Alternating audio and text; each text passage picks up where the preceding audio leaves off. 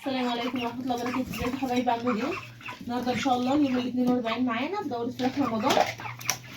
حبايبي اللهم بارك. طبعا الفراخ بتيجي بعد ال 40 بيبقى نموها سريع جدا، يعني شوفوا اللهم بارك. الفرخة ما شاء الله الله اكبر، يعني دلوقتي بقت تقيلة على ايدك، يعني لما حد اشيلها هي ما شاء الله تقيلة. طبعا هننزل مع بعض في اليوم ال 45 بإذن الله.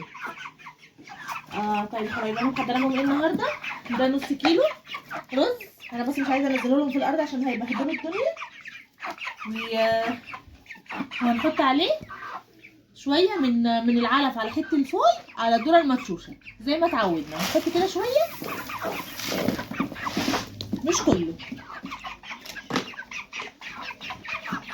مش كله. هبتدي اقلبه بس كده، انا مش عايزه اقلبه لهم في الارض علشان هم جعانين والله. مع ان يعني لو تشوفوهم هم حاصلهم فيها اكل، بس هم بيشموا ريحه الاكل، مش عارفه ايه اللي بيجربهم بصراحه.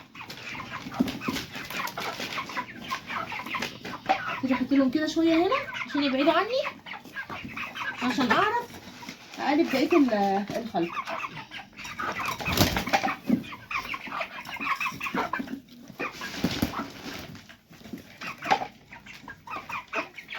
حبايبي اللهم بارك.